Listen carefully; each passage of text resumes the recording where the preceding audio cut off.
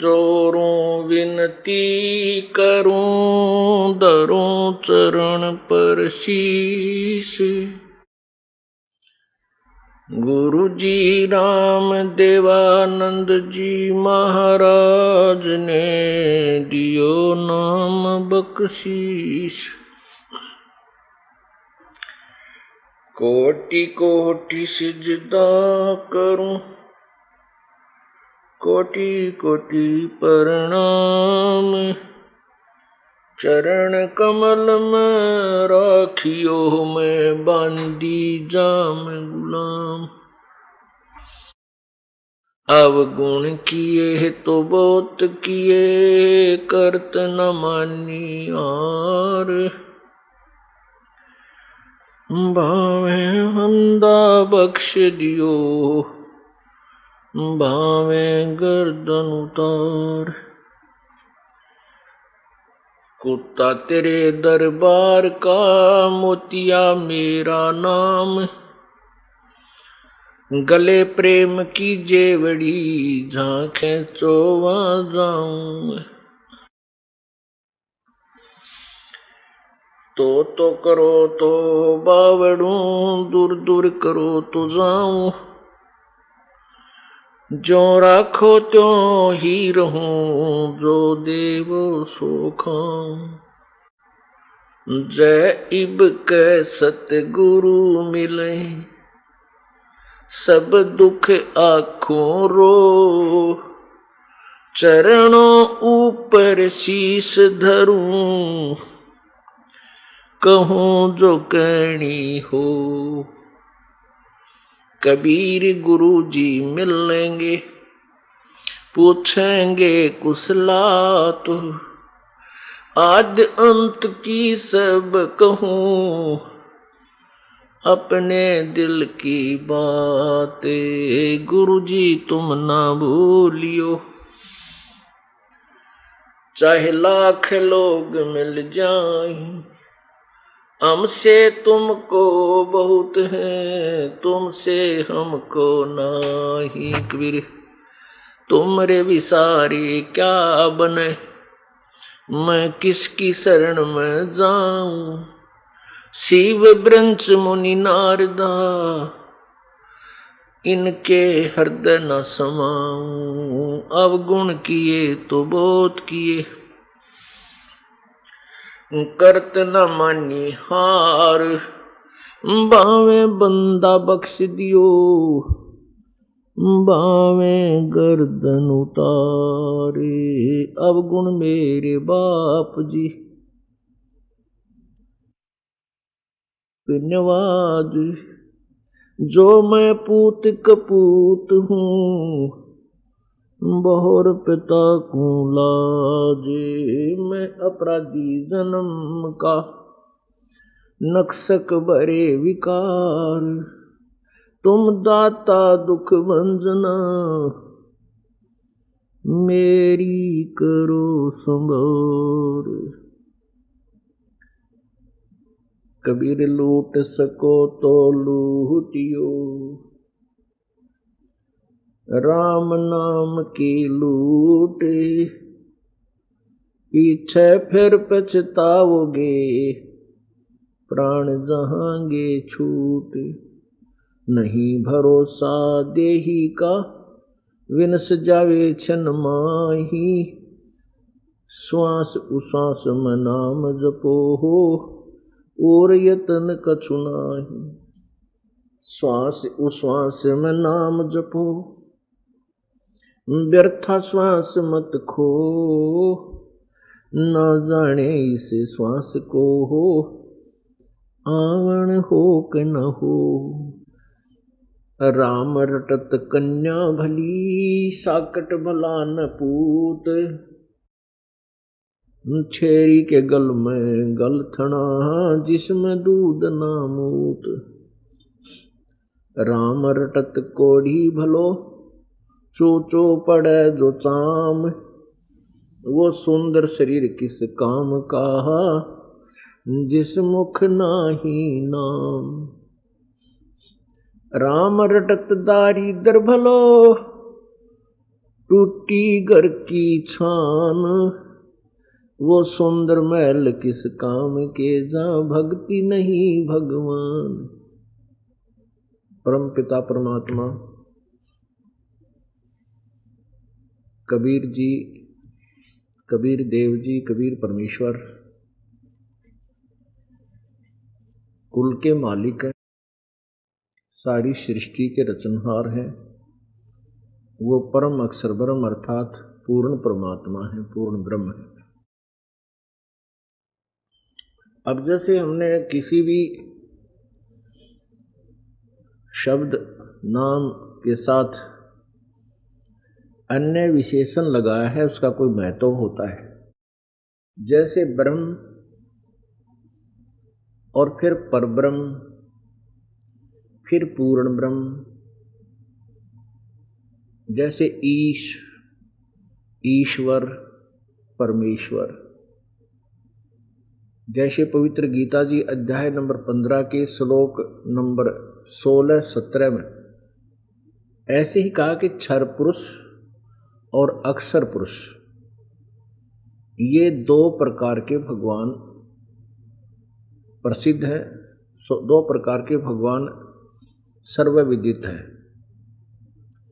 और इनके तथा इनके लोक में जितने भी प्राणी हैं, उनके स्थूल शरीर नाशवान है। आत्मा अमर सभी की होती है, आत्मा अमर है। फिर गीता जी अध्याय नंबर 15 के ही नेक्स्ट श्लोक में यानी 70वें श्लोक में कहा कि उत्तम पुरुष है तू अन्य। उत्तम पुरुष, उसको पुरुषोत्तम कहो, उत्तम पुरुष कहो, श्रेष्ठ प्रभु कहो, श्रेष्ठ परमात्मा, श्रेष्ठ परमेश्वर, तो कोई अन्य ही है।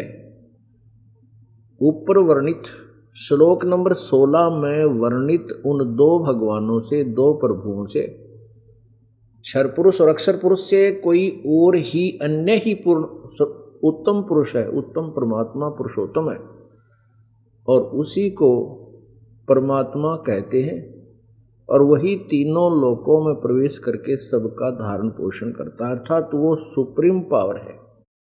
उसी के विषय में उस परम अक्षर ब्रह्म अर्थात पूर्ण ब्रह्म, जैसे क्षर पुरुष, अक्षर पुरुष, परम अक्षर पुरुष, वो तीसरे नंबर का जो प्रभु उन दोनों से जो अन्य है, वो परम अक्षर पुरुष कहो, परम अक्षर ब्रह्म कहो। अब जैसे गीता जी अध्याय नंबर 7 के श्लोक 29 में 29 में गीता ज्ञान दाता कहता है कि जो ज्ञान मैं तुझे बता रहा हूं अर्जुन, के तत्वदर्शी संत की खोज करके, जो गीता जी अध्याय नंबर 4 के श्लोक 34 में कहा है कि उस पूर्ण परमात्मा के यथार्थ ज्ञान से परिचित होने के लिए, तत्व ज्ञान को समझने के लिए किसी तत्वदर्शी संत की खोज कर उनसे फिर उस परमात्म तत्व के बारे में जानकारी प्राप्त करके जैसा वो कहे ऐसे भक्ति कर, तब तेरा जन्म और मृत्यु पूर्ण रूप से समाप्त होगा। तो गीता जी अध्याय नंबर 7 के श्लोक 29 में 29 में कहा है, जो साधक जन्म और मृत्यु से छूटने के लिए ही प्रयत्न करता है, जो यहाँ के संसार की किसी भी वस्तु की इच्छा नहीं करता, वो उस तत्ब्रह्म से यानी पूर्ण परमात्मा से, तत्ब्रह्म वो परमात्मा, वो भगवान और पूरे आध्यात्मिक ज्ञान से और सभी कर्मों से वो परिचित है कि ऐसे कर्म करेंगे तो ये फल होगा, ऐसे करेंगे तो ऐसे फल होगा। तो वो व्यक्ति केवल जन्म और मृत्यु से ही छूटने की प्रयत्न करते हैं, जो तत्ब्रह्म से परिचित हो जाते हैं और तत्व ज्ञान से अखिल यानी पूरे सर्वाध्यात्मिक ज्ञान से परिचित हो जाते हैं। गीता जी अध्याय नंबर 8 के मंत्र नंबर 1 में अर्जुन ने प्रश्न किया कि प्रभु कौन है फिर वो तत्ब्रह्म? वो तत्व ब्रह्म कौन सा है जिसके विषय में आपने 7वें अध्याय के 29वें श्लोक में कहा है, किम तत्व ब्रह्म किम अध्यात्म किम अधिभूत और अधिजय किम पुरुषोत्तम। अब अर्जुन श्री कृष्ण को पुरुषोत्तम मान रहा है और श्री कृष्ण के अंदर जो शक्ति बोल रही है वो कहता है उत्तम पुरुष तो और ही है, पुरुषोत्तम तो कोई और ही है। तो अर्जुन ने प्रश्न किया कि वो तत्व ब्रह्म कौन है, वो पुरुषोत्तम वो कौन है। तो गीता ज्ञान दाता ने 8वें अध्याय के 3रे श्लोक में ही उत्तर दिया है कि वो परम अक्षर ब्रह्म है। तो 3 प्रभु हैं, पवित्र श्रीमद् भगवत गीता जी में रह रहकर इन तीनों भगवानों का विवरण है और विशेष व्याख्या ब्रह्म और पूर्ण ब्रह्म की ही है। 3 भगवानों के विषय में जानकारी भी है, लेकिन विशेष जानकारी जो है ब्रह्म और पूर्ण ब्रह्म की विशेष है। अभी तक हम गीता जी के बारे में जो सुना करते थे वो यही सुनते थे कि श्री कृष्ण जी ने गीता जी का ज्ञान बोला है।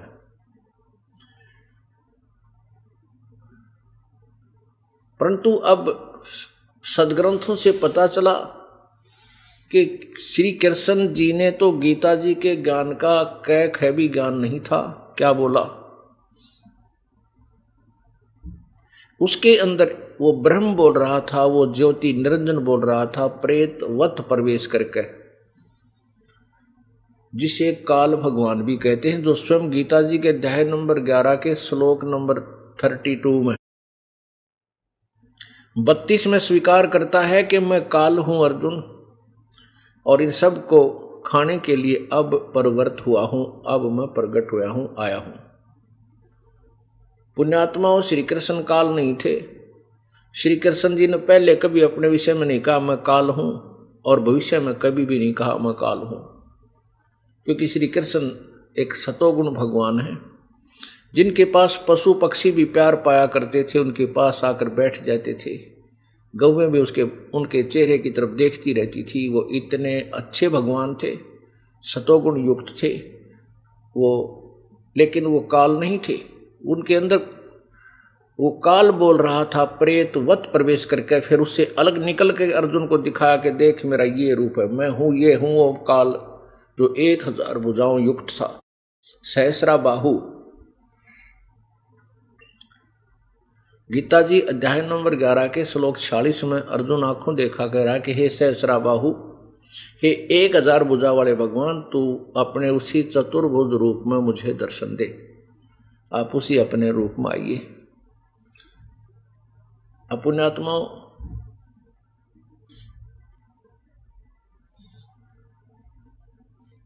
हम अभी तक श्री कृष्ण जी को ही सर्वस्वा, गीता ज्ञानदाता और विष्णु अवतार, श्री विष्णु, श्री ब्रह्मा, श्री शिव जी के विषय में हम यही सुना करते, ये अजरो अमर है, ये मृत्युंजय हैं, कालज्ञ हैं, सर्व सृष्टि रचनहार हैं, इनके कोई माता पिता नहीं है।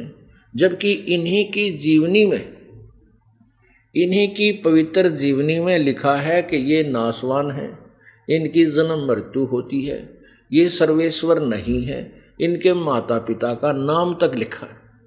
तो पुण्यात्माओं, ये हिंदू समाज के जो गुरु थे वो अज्ञानी थे, शास्त्र ज्ञानहीन थे, शास्त्रों के ज्ञान से वो अपरिचित थे, जिस कारण से उन्होंने लोकवेद सुना के, दंत कथा सुना के और हमें शास्त्र के विरुद्ध ज्ञान भर दिया हमारे अंदर, और वो इतना रंग दिए कि अब उस ज्ञान को उतारना बहुत ही डिफिकल्ट हो रहा है, बड़ा मुश्किल हो चुका है। लेकिन अब उतरेगा। क्यों उतरेगा? क्योंकि हम शिक्षित हो गए, और जिन सदग्रंथों के विषय में, जिन सदग्रंथों का वो रेफरेंस दे करके कहा करते थे कि श्री विष्णु पुराण में ऐसा लिखा है, श्री ब्रह्मा पुराण में ऐसा लिखा है, श्री दुर्गा पुराण में ऐसा लिखा है, शिव पुराण में ऐसा लिखा है, ये अजरो अमर हैं, इनके कोई माता पिता नहीं। अब उन्हीं पवित्र पुराणों के अंदर प्रमाण है कि नासवान है, इनकी जन्म मृत्यु होती है। थोड़ा सा प्रमाण दिखाएंगे, क्योंकि ये एक ऐसा सत्य है जो कुनीन जैसा कड़वा है, और इसमें साथ ही थोड़ी सी बूरा डाल दी जाए तो ये हजम हो जाता है जो प्रथम बार सुनता है। अब देखिएगा श्री देवी भागवत महापुराण, जिसमें ये तीनों भगवान स्वयं स्वीकार करते हैं हमारा जन्म और मृत्यु होता है, हम अविनाशी नहीं हैं। ये देखिएगा श्रीमद् देवी भागवत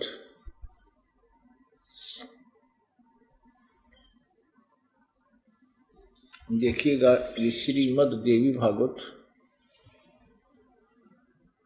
संपादक है हनुमान प्रसाद पोदार, चिमन लाल गोस्वामी। ये कहाँ से प्रकाशित है ये भी देख लीजिएगा। प्रकाशक है, मुद्रक हैं गीता प्रेस गोरखपुर, गोविंद भवन कार्यालय कोलकाता का संस्थान। इसके प्रश्न नंबर 123 पर देखिएगा, सकंद तीसरा सकंद और प्रश्न नंबर 123 और तीसरे सकंद का ये अध्याय नंबर 4 चल रहा है। इसमें क्या लिखा है, भगवान विष्णु जी स्वयं बोल रहे हैं, कह रहे हैं, दुर्गा की स्तुति कर रहे हैं, शेरां वाली की, प्रकृति देवी की। तुम शुद्ध स्वरूपा हो, यह संसार तुम्ही से उद्भासित हो रहा है। मैं यानी विष्णु जी, मैं ब्रह्मा और शंकर, हम सभी तुम्हारी कृपा से विद्यमान हैं। हमारा आविर्भाव जन्म, आविर्भाव माने जन्म, और तिरोभाव माने मृत्यु। हमारा तो आविर्भाव और तिरोभाव हुआ करता है, केवल तुम ही नित हो, जगत जननी हो, प्रकृति और सनातनी देवी हो। यानी प्रकृति नाम भी दुर्गा का ही है, ये ध्यान रखना। और यहां देखो, भगवान शंकर बोले, देवी यदि महाभाग विष्णु तुम्ही से प्रकट हुए हैं तो उनके बाद उत्पन्न होने वाले ब्रह्मा भी तुम्हारे ही बालक हुए, फिर मैं तमोगुण लीला करने वाला शंकर क्या तुम्हारी संतान नहीं हुआ? अर्थात मुझे भी उत्पन्न करने वाली तुम ही हो। सिद्ध हो गया कि दुर्गा इनकी मां है, और ये अजरो अमर नहीं है, ब्रह्मा विष्णु महेश, इनका जन्म और मृत्यु होता है। इससे क्या सिद्ध हुआ कि दुर्गा ब्रह्मा विष्णु महेश की माता जी है। इनके पिता कौन है? इनके पिता हैं काल, ज्योति निरंजन, अर्थात ये ब्रह्म नाम से प्रसिद्ध हैं। ब्रह्म जो वेदों के ज्ञाता जिसे ब्रह्म बोलते हैं, वो ज्योति निरंजन है, उसको क्षर पुरुष भी कहते हैं। और ये 21 ब्रह्मांड का स्वामी है, ईश है, प्रभु है, मालिक है। केवल ओनली 21 ब्रह्मांड, 21 ब्रह्मांड का ये ब्रह्म है, और ये दुर्गा का पति है, ब्रह्मा विष्णु महेश का पिता है। अब आपको सदग्रंथ ही बताएंगे सारी सच्चाई जो अभी तक हमसे दूर थी।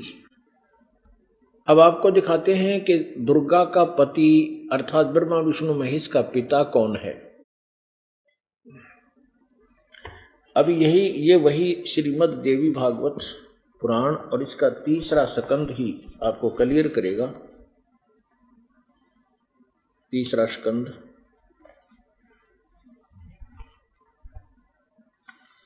पृष्ठ 125 पे।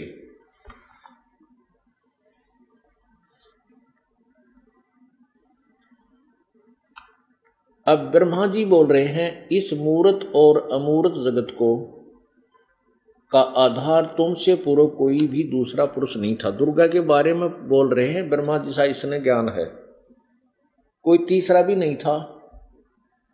एकम एवं द्वितीयम अद्वितीयम ब्रह्म, इस वेद के वचन को व्यर्थ कहना तो बनता नहीं, और इधर अनुभव दूसरी बात कहता है। इस प्रकार वेद वाक्यों और अनुभव में अत्यंत विरोध उत्पन्न हो रहा है। वेद कहते हैं एकम एवं अद्वितीयम ब्रह्म, यह तो क्या वह आत्म स्वरूपा तुम ही हो, दुर्गा से कह रहे हैं, अथवा वह कोई और ही पुरुष यानी परमात्मा है, प्रभु है। मेरे इस संदेह को दूर करने की कृपा करो। किसी महान पुण्य के प्रभाव से मुझे आपके चरणों की सेवा सुलभ हुई है। तुम स्त्री हो अथवा पुरुष, यह रहस्य मुझे विशुद्ध रूप से कृपा करके बतलाओ।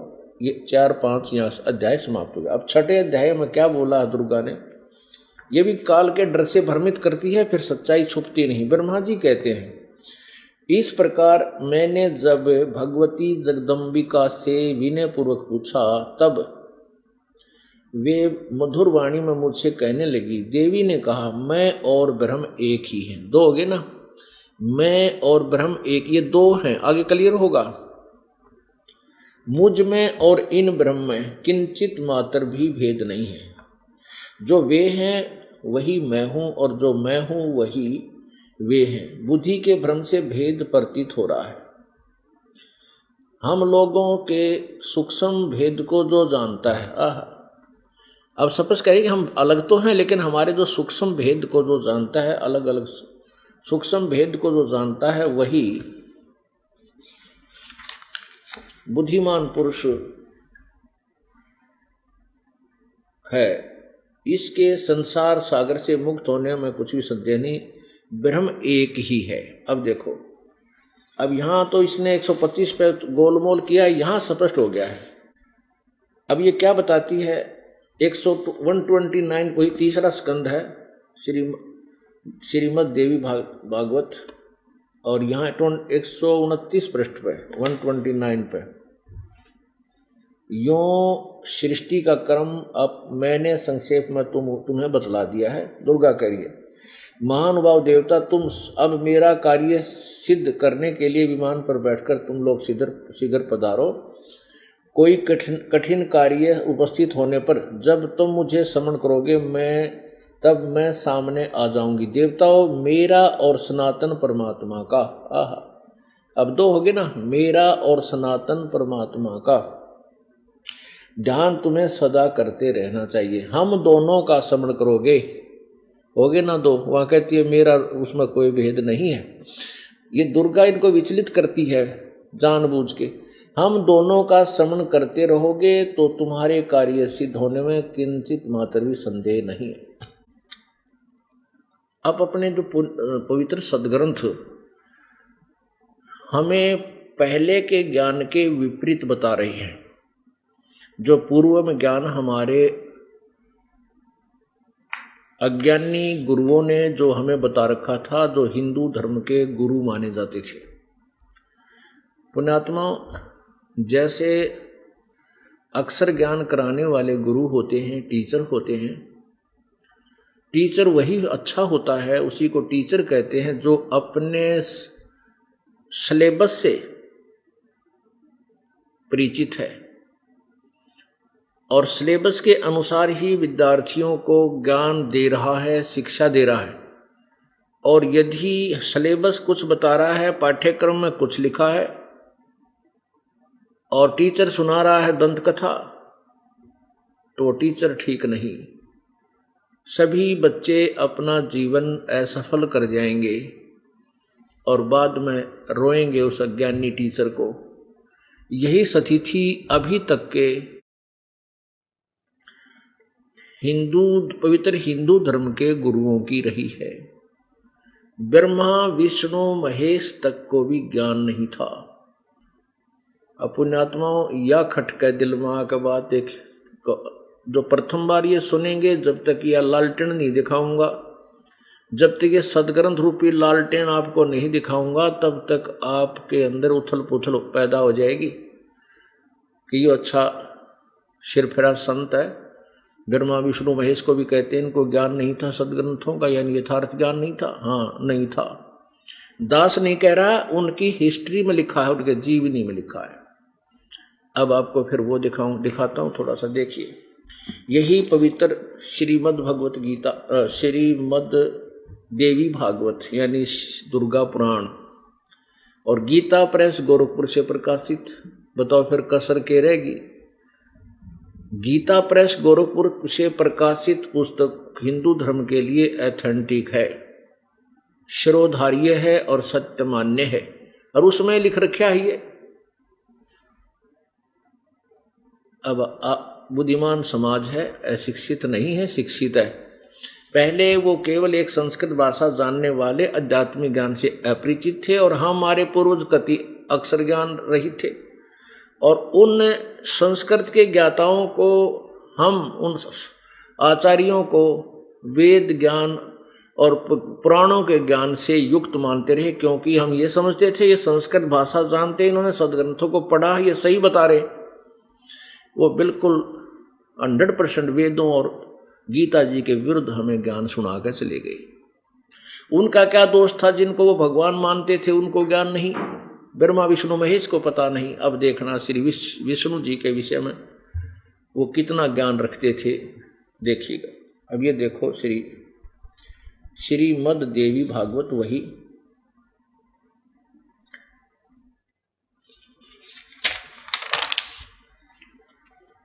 मुद्रक प्रकाशक मुद्रक गीता प्रेस गोरखपुर, गोविंद भवन कार्यालय कोलकाता का संस्थान। यहां देखिएगा प्रश्न नंबर 28 पे प्रथम स्कंद, पहला स्कंद और इसका अध्याय नंबर 4, ये 3 यहाँ समाप्त होता है। 1-3-27 पृष्ठ पर समाप्त होता है, 4 प्रारंभ होता है 128 पे, वो 27 पे समाप्त होता है, 28 पे। अब यहाँ श्री विष्णु जी के ज्ञान से हम परिचित होते हैं, वो कितना ज्ञान रखते थे। नारद जी ने कहा, महाभाग व्यास जी, तुम इस विषय में जो पूछ रहे हो, ठीक यही प्रश्न मेरे पिताजी ने भगवान श्री हरि से किया था, विष्णु जी से। देवाधिदेव भगवान जगत के स्वामी हैं, लक्ष्मी जी उनकी सेवा में उपस्थित रहती हैं, दिव्य कौस्तभ मणि उनकी शोभा बढ़ाती है, वे शंख चक्र और गदा लिए रहते हैं, पीतंबर धारण करते हैं, 4 भुजाएं हैं, वक्षस्थल पर श्री वत्स का चिन्ह चमकता रहता है, वे चराचर जगत के आश्रयदाता हैं, जगत गुरु एवं देवताओं के भी देवता हैं। अब देखो, जगत गुरु एवं देवताओं के भी देवता हैं। ऐसे जगत प्रभु भगवान श्री हरि महान तप कर रहे थे, उनकी समाधि लगी थी। यह देखकर मेरे पिता ब्रह्मा जी को बड़ा आश्चर्य हुआ, अतः उन्होंने उनसे जानने की इच्छा प्रकट की। ब्रह्मा जी ने पूछा, प्रभु आप देवताओं के अध्यक्ष और जगत के स्वामी और भूत भविष्य एवं वर्तमान सभी जीवों के एकमात्र शासक हैं। भगवान, फिर आप क्यों तपस्या कर रहे हैं और किस देवता की आराधना में ध्यान मग्न हैं? मुझे असीम आश्चर्य तो यह हो रहा है कि आप देवेश्वर एवं सारे संसार के शासक होते हुए समाधि लगाए बैठे हैं। ब्रह्मा जी के ये विनीत वचन सुनकर भगवान विष्णु जी श्री हरि उनसे कहने लगे, ब्रह्मन सावधान होकर सुनो, मैं अपने मन का विचार व्यक्त करता हूँ। देवता और दानव मानो यह सभी जानते हैं कि तुम सृष्टि करते हो, मैं पालन करता हूँ, संकर संहार किया करते हैं, किंतु फिर भी वेद के पारगामी पुरुष अपनी युक्ति से यह सिद्ध करते हैं कि रचने, पालने और संसार करने की यह योग्यता जो हमें मिली है, इसकी अधिष्ठात्री शक्ति देवी है। वे कहते हैं कि संसार की सृष्टि करने के लिए तुम में राजसी शक्ति का संचार हुआ है, मुझे सात्विक शक्ति मिली है और रुद्र में तामसी शक्ति का आविर्भाव हुआ है। उस शक्ति के अभाव में तुम इस संसार की सृष्टि नहीं कर सकते, मैं पालन करने में सफल नहीं हो सकता। रुद्र से संहार कार्य होना भी संभव नहीं। ब्रह्मा जी, हम सभी उस शक्ति के सारे ही अपने कार्य में सदा सफल होते हैं आए हैं। सुअर्थ प्रत्यक्ष और परोक्ष दोनों ही उदाहरण मैं तुम्हारे सामने रखता हूं। सुनो, यह निश्चित बात है कि उस शक्ति के अधीन होकर ही मैं शेष नाग की सैया पर सोता और सृष्टि करने का अवसर आते ही जाग जाता हूं। मैं सदा तप करने में लगा रहता हूं। उस शक्ति के शासन से मैं कभी मुक्त नहीं रह सकता। विष्णु जी कह रहे हैं कि मैं उस दुर्गा के अधीन रहता हूं, उससे बाहर मैं नहीं जा सकता। वो सुप्रीम पावर है मेरी। शक्ति के शासन से सदा कभी मुक्त नहीं रह सकता। कभी अवसर मिला तो लक्ष्मी के साथ सुखपूर्वक समय बिताने का सौभाग्य प्राप्त होता है। मैं कभी तो दानों के साथ युद्ध करता रहता हूँ, राक्षसों के साथ। अखिल जगत को भय पहुंचाने वाले दैत्यों के विकराल शरीरों को शांत करना मेरा परम कर्तव्य हो जाता है। ये 29 पृष्ठ पर हम पढ़ रहे हैं। मुझे सब प्रकार से शक्ति के अधीन होकर रहना पड़ता है, दुर्गा के। उन्हीं भगवती शक्ति का मैं निरंतर ध्यान किया करता हूँ। मैं तो उसकी पूजा करता हूँ। ब्रह्मा जी, मेरी जानकारी में इन भगवती शक्ति से बढ़कर दूसरे कोई देवता नहीं है। अब विष्णु जी तो स्पष्ट कर रहे हैं, मेरी बूझ में, मेरे ज्ञान में तो इस दुर्गा से ऊपर कोई भगवान नहीं है। मैं इसी की पूजा करता हूँ, इसी का ध्यान लगाता हूँ। अब दुर्गा जी कहती है वो परमात्मा तो कोई और है, उसकी भक्ति करनी चाहिए। इससे सिद्ध हुआ श्री विष्णु जी को कोई ज्ञान नहीं था, आध्यात्मिक ज्ञान नहीं था। लोक वेद शास्त्र साधना तप आदि किया करते थे। आगे देखिएगा, ये प्रमाण आपको दिखाते हैं इसी दुर्गा पुराण के 562 पृष्ठ पे। 7वां स्कंद प्रश्न नंबर 562। देवी के द्वारा हिमालय को ज्ञान उपदेश और ब्रह्म स्वरूप का वर्णन, यानी कोई ब्रह्म के विषय में बताना। अच्छा देखो, अब देवी जी पहले तो अपने तुक्के लगाती है। श्री देवी जी कहने लगी, पर्वतराज, इस प्रकार योग युक्त होकर मुझ ब्रह्म स्वरूपा देवी का ध्यान करे। यह ध्यान आसन पर भली भांति बैठकर तुकी भक्ति के साथ करना चाहिए। अच्छा, उस ब्रह्म का क्या स्वरूप है? अपने से अन्य किसी और के बारे में बता रही है। उस ब्रह्म का क्या स्वरूप है यह बतलाया जाता है, जो प्रकाश स्वरूप सबके अत्यंत समीप में स्थित, हृदय रूप गुहा में स्थित होने के कारण गुहाचर नाम से प्रसिद्ध और महान पद अर्थात परम प्राप्य है। वह समस्त प्रजा के ज्ञान से परे है, यानी सब जो ज्ञान तुम्हें प्राप्त है उससे अलग है, अर्थात किसी की बुद्धि माने वाला नहीं है। वह यह तुम जानो, जो परम प्रकाश रूप है, जो सूक्ष्म से अति सूक्ष्म है, जिसमें संपूर्ण लोक और इन लोकों में निवास करने वाले प्राणी स्थित हैं, वही यह अक्षर ब्रह्म है। वह सबके प्राण है, वही सबके प्राण है, वही सबकी वाणी है और वही सबके मन। वह यह परम रहस्य सत्य, अमृत और अविनाशी तत्व है। सौम्य, उस वेदने योग्य लक्ष्य का तुम वेदन करो, अर्थात उस प्राप्त करने योग्य उस परमात्मा को ही तुम टारगेट बनाकर उसी की भक्ति करो। मन लगाकर उसमें तन्मय हो जाओ।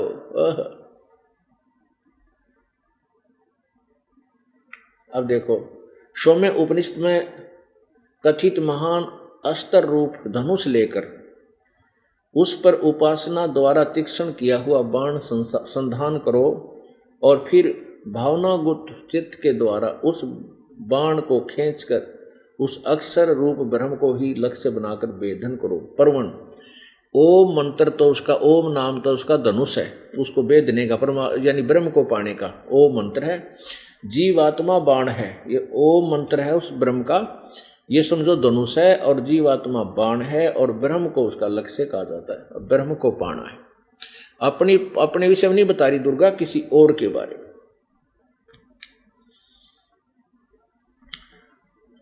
उस एकमात्र परमात्मा को ही जाने, दूसरी सब बातें छोड़ दो। यही अमृत रूप परमात्मा के पास पहुंचने का पुल है। यानी और पूजा त्याग के अच्छा के देखो वह यही 563 पर वह यह सबका आत्मा ब्रह्मलोक रूप दिव्य आकाश में स्थित है, यानी ब्रह्मलोक में रहता है। अब क्या सिद्ध हो गया कि श्री विष्णु जी कह रहे हैं कि मैं दुर्गा से ऊपर किसी को भगवान मानता ही नहीं, इससे ऊपर कोई देवता यानी प्रभु नहीं है। और दुर्गा कह रही है कि वो परमात्मा तो कोई और है, उसी की पूजा करनी चाहिए, उसका ओम नाम है, उसी के से उसकी प्राप्ति होती है, वो ब्रह्मलोक में रहता है। अब पुण्यात्माओं, जो पुराण है ये किसी ऋषि द्वारा कथित है और दुर्गा आदि देवताओं यानी ब्रह्मा विष्णु महेश का संवाद इसमें लिपिबद्ध है। अब ये और जो वेद और गीता जो है ये ब्रह्म ज्योति निरंजन अर्थात काल के द्वारा दिया गया ज्ञान है।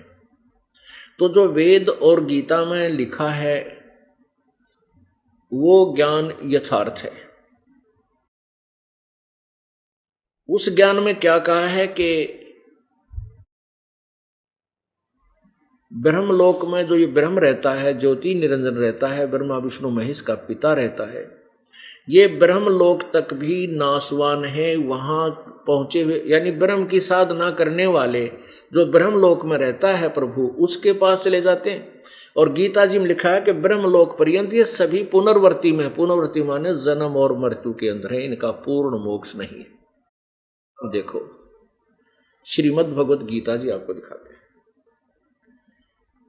पुण्यात्माओं, परमात्मा पाने के लिए आप प्रेरित हो, प्रेरित होकर ही प्राणी परमात्मा की तरफ में घूमता है, कहीं संत की तलाश करते हैं, क्योंकि सभी सदग्रंथों में यही कहा है कि तत्वदर्शी संत बताएंगे उस पूर्ण परमात्मा के पूर्ण मोक्ष विधि को। इसलिए सभी भटक रहे हैं।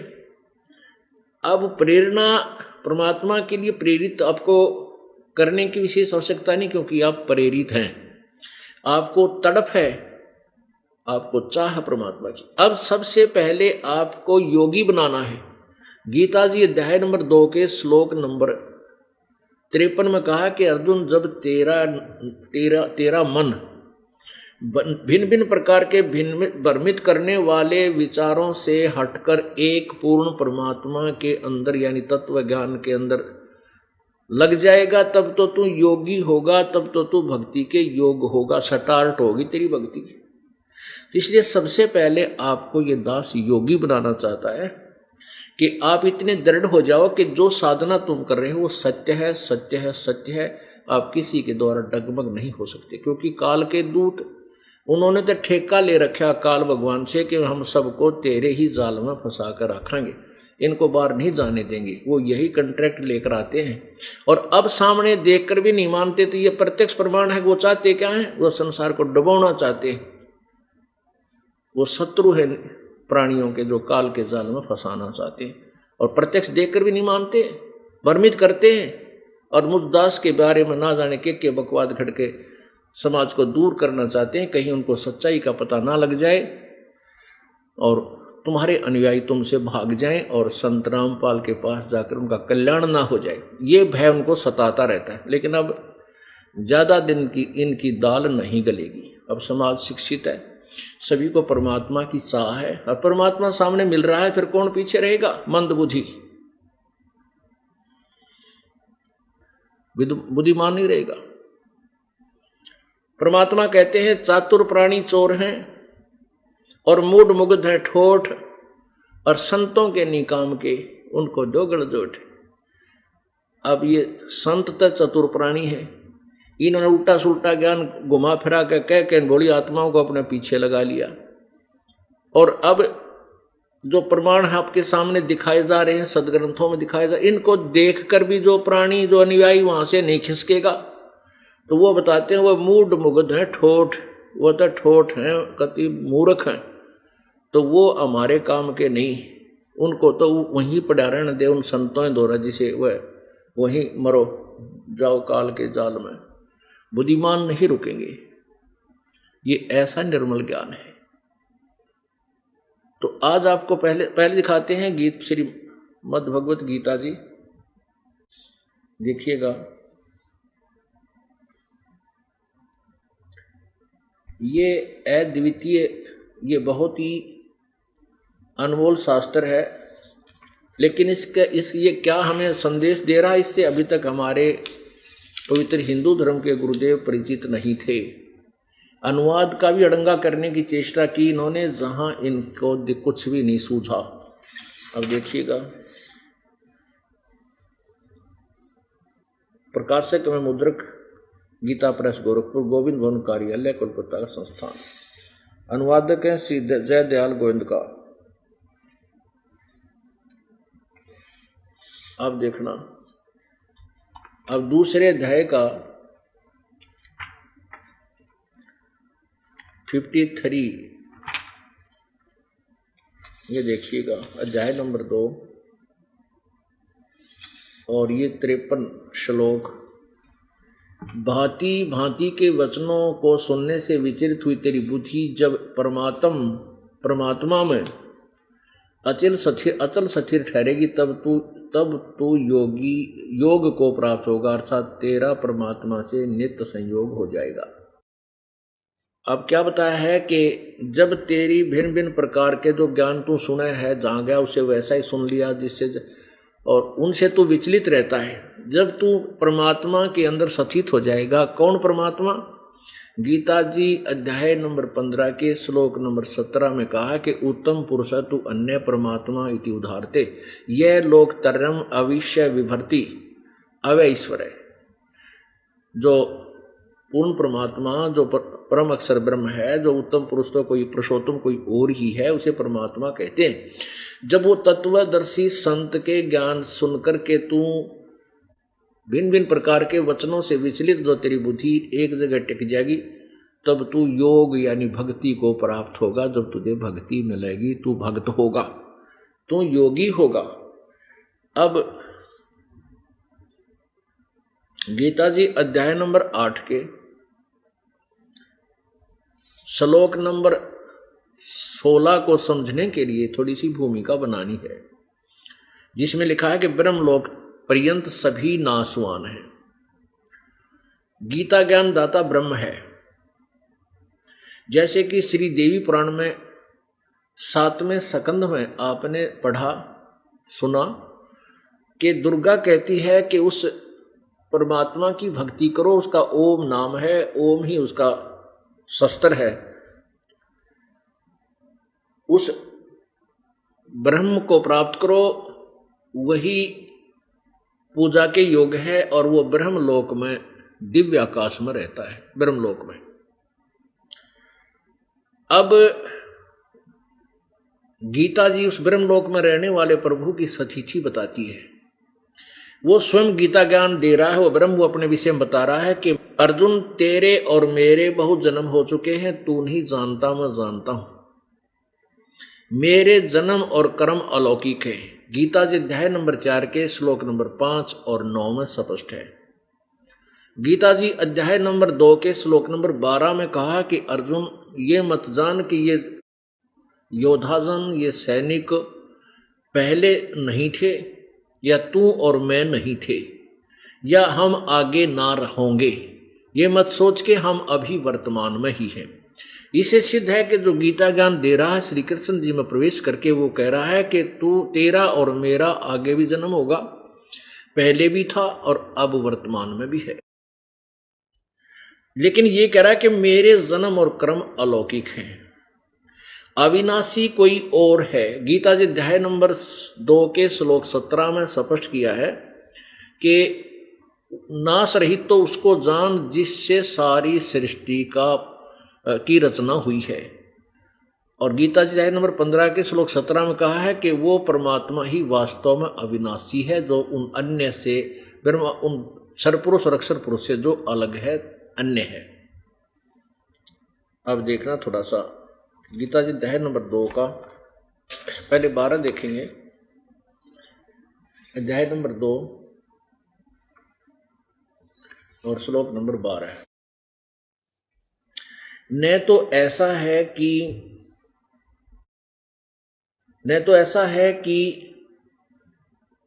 ऐसा ही है कि मैं किसी काल में नहीं था, अथवा तू नहीं था, अथवा ये राजा लोग नहीं थे,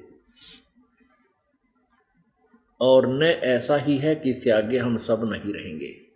अब 17 में, इसी 2 के 17 में स्पष्ट किया है। ये फिर बाद में बताएंगे। पहले चौथे अध्याय का 4वां श्लोक 5वां देखिए। अध्याय नंबर 4 का श्लोक नंबर ये 5 है। इसका अनुवाद यहां किया है। हे परंतम अर्जुन, मेरे और तेरे बहुत से जन्म हो चुके हैं, उन सबको तू नहीं जानता, किंतु मैं जानता हूं। अब इस 9 में देखना, अध्याय नंबर 4 का श्लोक नंबर 9। हे अर्जुन, मेरे जन्म और कर्म दिव्य अर्थात निर्मल और अलौकिक है। इस प्रकार जो मनुष्य तत्व से जानता है, जान लेता, वह शरीर को त्याग कर फिर जन्म को प्राप्त नहीं होता, मुझे ही प्राप्त होता है। जो भी, अब ये सिद्ध हो गया कि इसका जन्म तो है, लेकिन वो अलौकिक है, अलौकिक है। अब गीता जी अध्याय नंबर 2 के श्लोक नंबर 17 में देखें। अध्याय नंबर 2 श्लोक 17। नाश रहित तो उसको जान, जिससे संपूर्ण जगत दर्श वर्ग व्याप्त है। इस अविनाशी का विनाश करने में कोई भी समर्थ नहीं है। गीता जी अध्याय नंबर 15 की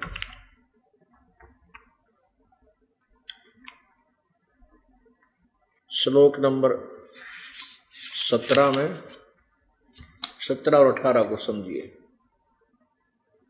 पवित्र गीता अध्याय नंबर 15 श्लोक 16 में लिखा है,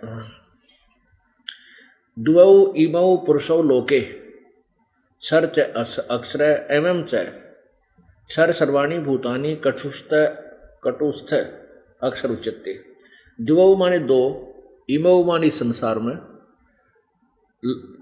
लोके इस संसार, इमौ माने इस श्लोके माने संसार में, पुरुषौ माने प्रभु, 2 प्रभु कौन कौन से? क्षर पुरुष और क्षर और अक्षर, यानी इस पुरुष को इन दोनों के साथ लगा दिया जाता है।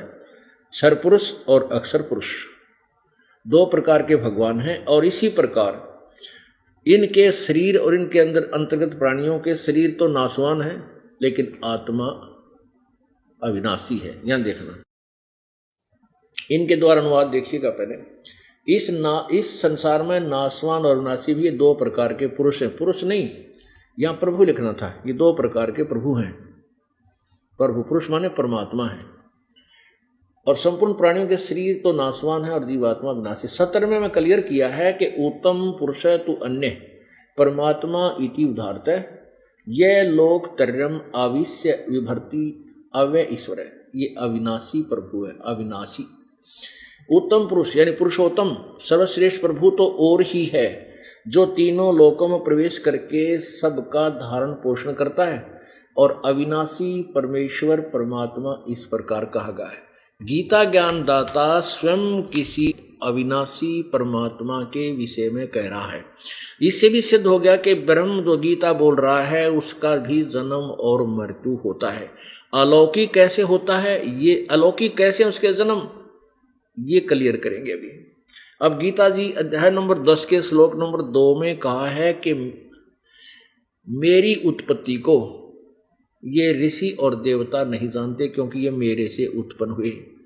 पुण्यात्माओं, जैसे पिता की उत्पत्ति को बालक नहीं बता सकते, उसके जन्मदिन को दादाजी बता सकता है, क्योंकि वो उनसे उत्पन्न हुआ है।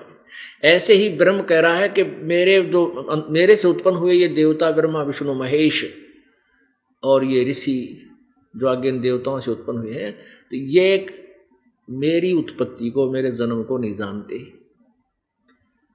अब कौन जानता है? ब्रह्म का पिता जानता है, यानी हमारा दादा जानता है।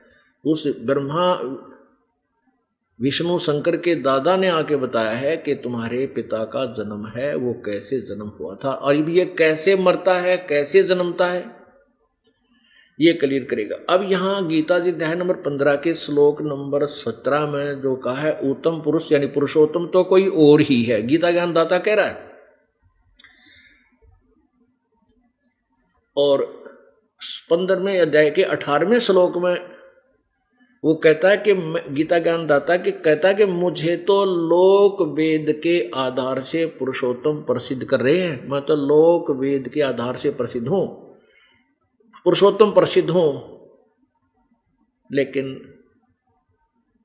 मैं पुरुषोत्तम नहीं हूं तो कोई और है, क्योंकि 17वें श्लोक में स्पष्ट ही कर दिया। अब लोक वेद क्या होता है? सुना सुनाया ज्ञान। जैसे हम ब्रह्मा विष्णु महेश को अजरो अमर समझते थे, ये लोक वेद था, ये शास्त्र का ज्ञान नहीं था। ऐसे वो गीता ज्ञान दाता कहता कि मुझे तो लोक वेद के आधार से पुरुषोत्तम कहते हैं, आई एम नॉट पुरुषोत्तम, वो पुरुषोत्तम तो कोई और ही है। तो ये अनजान लोग इसी बात ये अनुवाद करता और ये ज्ञानदाता जो हमें ज्ञान दिया करते थे कहते थे कि लिखा भगवान ने 18वें श्लोक में 15वें अध्याय के में गीता जी में कि मैं पुरुषोत्तम प्रसिद्ध हूं, लेकिन वो 17वें श्लोक का अर्थ भी तो करते साथ में, उसको छोड़ देते, जो उनके अज्ञान को समर्थन देता उसका उलट पुलट ज्ञान अनुवाद करके और जनता को बता देते। भोली आत्मा फिर उन श्लोकों को देखते, उन्हीं का द्वारा अनुवाद उलट सुलट किया हुआ, तो सबके हृदय में अज्ञान परिपूर्ण हो चुका है। अब उस अज्ञान को हटाने के लिए तत्व ज्ञान की आवश्यकता है। अब देखो 15वें अध्याय का अध्याय नंबर 15 श्लोक 18,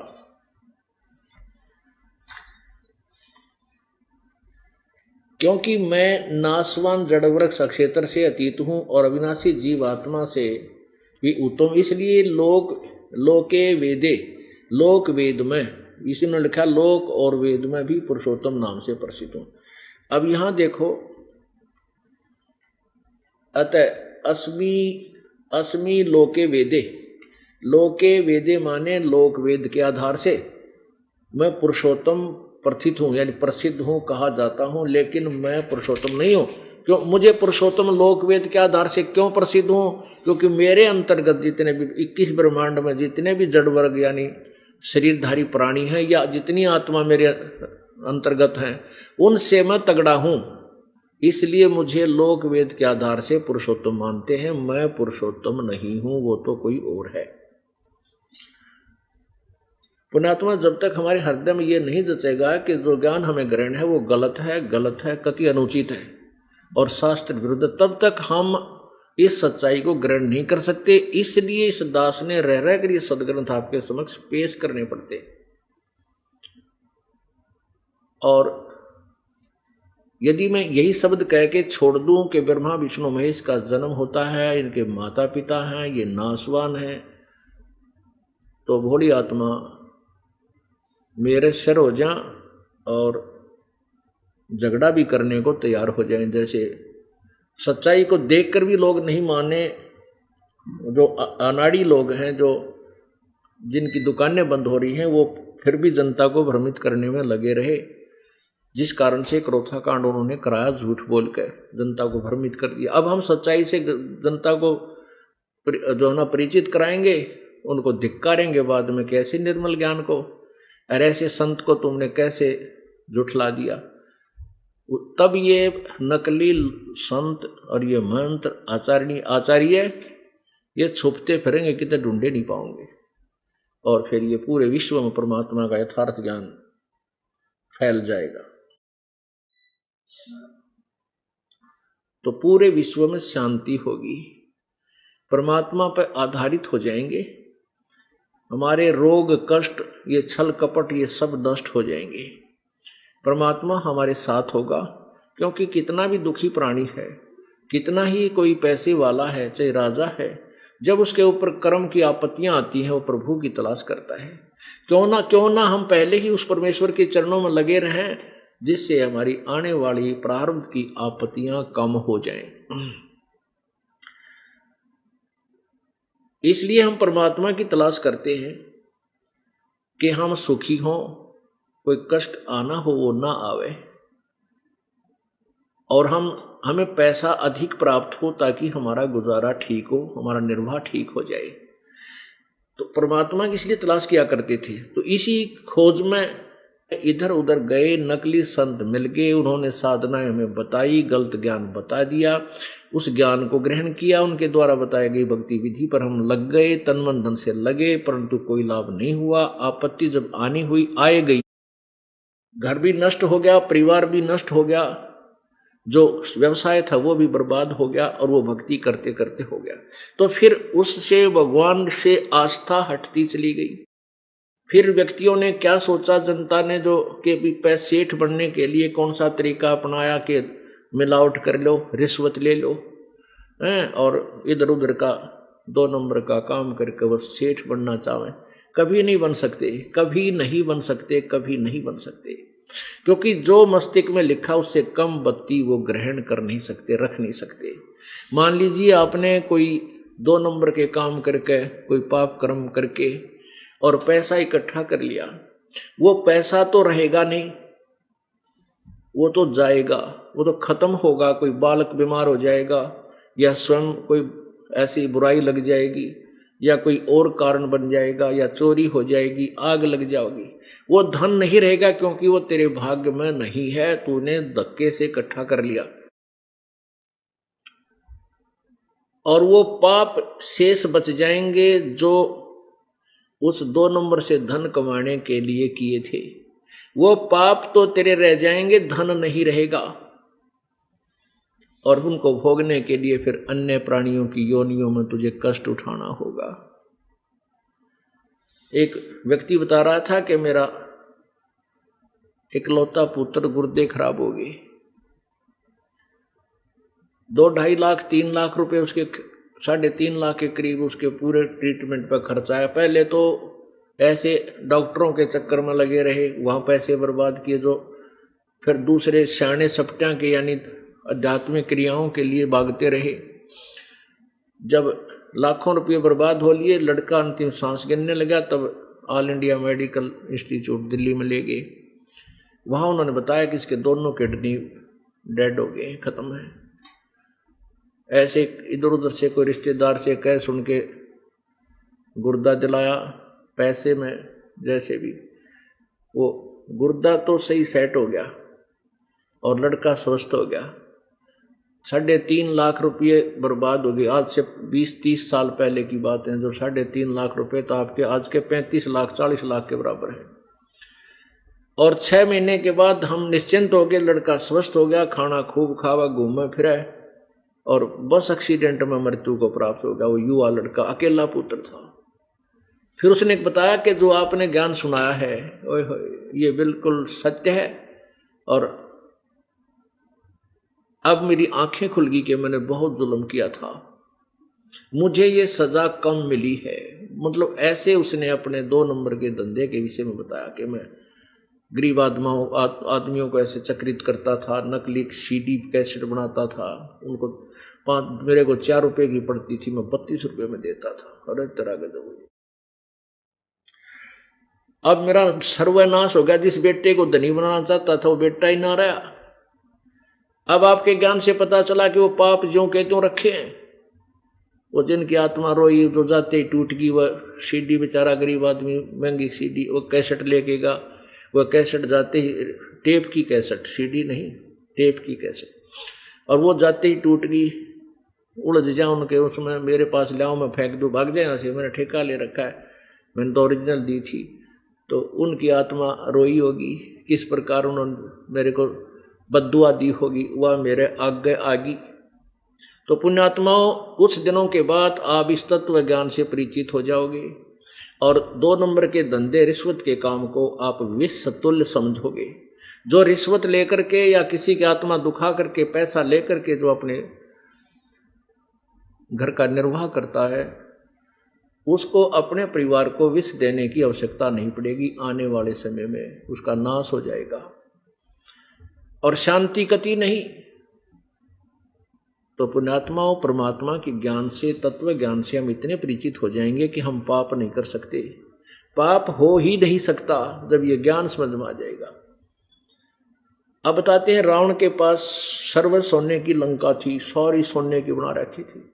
कहते हैं अगम निगम को खोज ले बुद्धि विवेक विचार, रति कंचन पाया नहीं रावण चलती बार। ओहो, रावण के पास सारा सोना था और चलते समय एक रति सोना भी वो नहीं ले जा सका, यही छोड़ गया। सारी उम्र इसी कोविड में यही सिद्धि प्राप्त करने की रिद्धि सिद्धियों में लगा रहा कि धन हो जा, आकाश में उड़ जाऊं, ऐसी सिद्धि हो जा, ऐसा वो हो जाए, और अंत में वो कुछ भी यहां से साथ नहीं लेकर गया। इसलिए हमें इस तत्व ज्ञान की आवश्यकता है। अब जो प्रसंग चल रहा है कि गीता ज्ञान दाता खुद कह रहा है कि मेरा भी जन्म और मृत्यु होता है। ये कौन बोल रहा है? ये ब्रह्म बोल रहा है। और गीता वो स्वयं बता रहा है कि ब्रह्मलोक पर्यंत, ब्रह्मलोक तक जितने भी लोक हैं, इनमें गए हुए साधक प्राणी उनकी जन्म और मृत्यु होती है। वो पुनर्वर्ती में है, वहां स्थायी नहीं है, पूर्ण मोक्ष प्राप्त नहीं है। और दुर्गा कह रही है कि ब्रह्म की पूजा करो, ब्रह्म की साधना से अतिरिक्त कोई पूजा के योग नहीं है, और वो ब्रह्मलोक में रहता है, जिसका ओम मंत्र है, परवण मंत्र है। पुण्यात्माओं, जहां वेद और गीता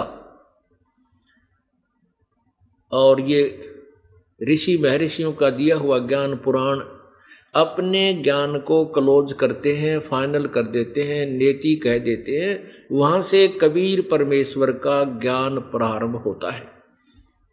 वहां से ये तत्व ज्ञान प्रारंभ होता है, वहां से आगे की जानकारी सूक्ष्म वेद में है, और अन्य जो नीचे के भगवानों की यथार्थ स्थिति यथार्थ जानकारी भी उसी ज्ञान में है, इस तत्व ज्ञान में, जो दास आपको बता रहा। कबीर वाणी में कबीर गिरह में, संस्कृत में कबीर गिरह बोलते हैं। कबीर गिरह माने कबीर वाणी।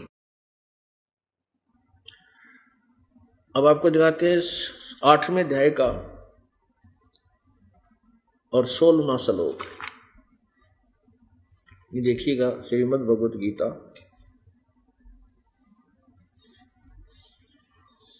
अध्याय नंबर 8 श्लोक नंबर 16। हे अर्जुन, ब्रह्मलोक पर्यंत सब लोग पुनरावर्ती में है।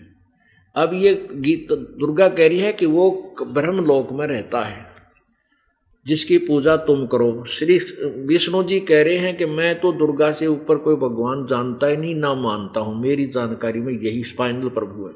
और दुर्गा कहती है कि वो परमात्मा तो ब्रह्म है और वो ब्रह्मलोक में रहता है, और ब्रह्मलोक तक की हुई साधना भी जन्म मृत्यु समाप्त नहीं होते। जबकि गीता जी अध्याय नंबर 18 के, गीता जी अध्याय नंबर 15 के श्लोक 1 से लेकर 4 में स्पष्ट किया है कि ऊपर को जड़ वाला, मूल वाला, और नीचे को तीनों गुण रूपी रजगुण ब्रह्मा सदगुण विष्णु तमगुण शिवजी रूपी शाखा वाला ये उल्टा लटका हुआ सदसा रूपी वृक्ष है। और जो संत इसके विषय में सभी अंगों को बता देगा, जानता है कि तना कौन है इस वृक्ष का और डार कौन है, शाखा क्या है, वो तत्वदर्शी संत है, स वेदवित्। उसके बाद जब तुझे तत्वदर्शी संत मिल जाए, उसके बाद उस तत्वदर्शी तत्व ज्ञान रूपी शस्त्र से उलझी हुई गुत्थी को काट के, अर्थात तत्व ज्ञान को समझकर, उसके बाद 15वें अध्याय के 4थे श्लोक में उसके पश्चात उस परम पद परमेश्वर की खोज करनी चाहिए, जहां जाने के बाद साधक लौटकर फिर संसार में नहीं